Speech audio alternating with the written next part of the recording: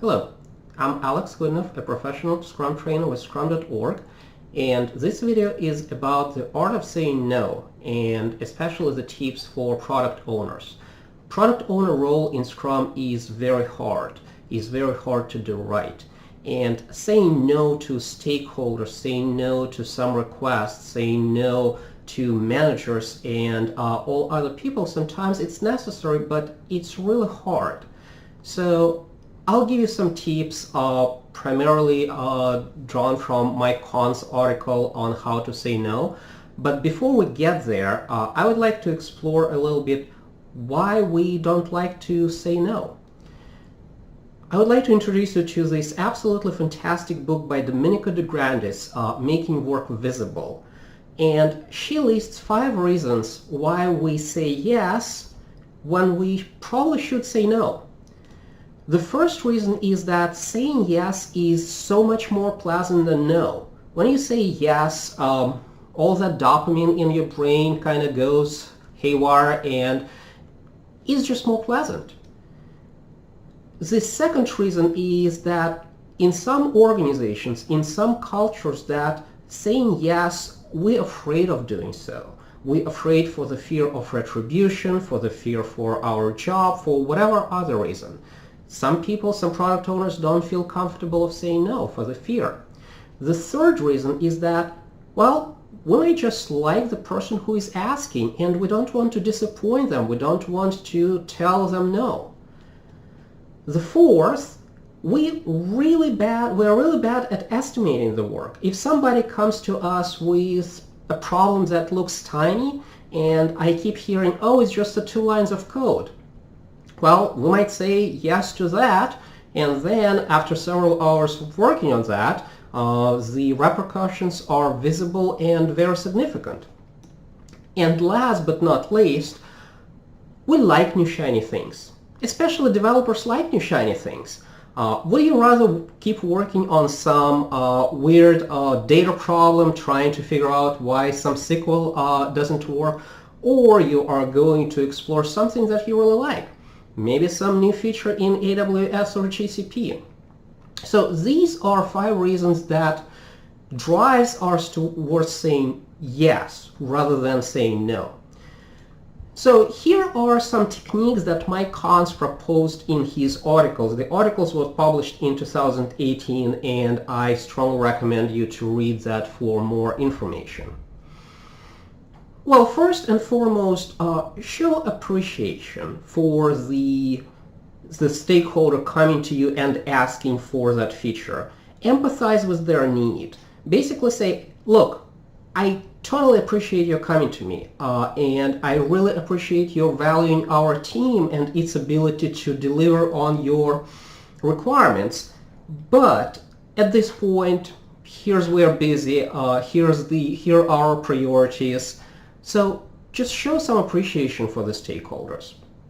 Second, be really clear whether your answer is a no or no, not now, because you don't really want to give a requester, a stakeholder, a wrong idea. So if it's not now, you might say something along the lines, look, we're working on these priorities and I think our product backlog has enough work for us, enough high priority work for us for, let's say, through May, right? How about you come back in May and I will absolutely take a look at what you are asking. So what you did with this answer is you basically connected to the current priorities. You basically said, look, we are in it together and we are working on the highest priorities possible. Also, you didn't take it upon yourself to own that functionality that was requested. You asked your requester to come back, and they will come back if it's still needed in May. And also, you didn't jam your backlog with some potential functionalities that might not be needed at the end of the day. Then you can always reiterate the common overarching goal. You can always go back to the reasoning that you are prioritizing, that you're ordering other product backlog items higher than what is being requested. tell them something like, look, here's the company mission, here's the company goals, and here are the strategies. And I think that the product backlog as it's ordered right now reflects those goals. And I think what you're requesting is of lower priority. Try to show the hidden cost of saying yes. Basically, there's always an opportunity cost. There's always an opportunity cost for executing or for working on one product backlog item over the other. Try to come up with that hidden cost, with that opportunity cost, and show it to the stakeholder. Try to reframe the ask. Reframing basically means that if your stakeholder asks for something big, right, and something that is not particularly on your roadmap, you might take a look at that and you might figure out that some of the vertical slices, smaller vertical slices of that functionality is applicable to what you're doing right now and quite relevant, and you might actually consider doing that earlier. So try to see if parts of those functionality that was asked maybe is relevant, and maybe you can work on that. Work with stakeholder.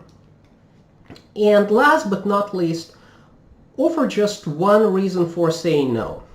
For example, hey Mike, thanks for coming with your request, but we just started our sprint and the team just planned it, and they will be absolutely pissed if I tell them that they need to go back and replan them. And by the way, I don't really think that what you're asking is as important, is as highly ordered or highly prioritized that what we are working on right now. So what I did here, I gave the requester a couple reasons for not prioritizing his request. And Mike, as a smart guy, he will probably attack the reasonings that the team will be pissed and will not be happy about doing reprioritization and replanning of their current sprint. And we will find ourselves going back and forth, trying to talk over some unimportant things of the process rather than talking about the value of specific work items that the team is working on and Mike is asking about. So these are 6 reasons that Mike Kahn suggests that you consider when saying no. Now, last but not least, when we teach our classes, when we teach product ownership at scrum.org, we call product owner a chief value maximizer.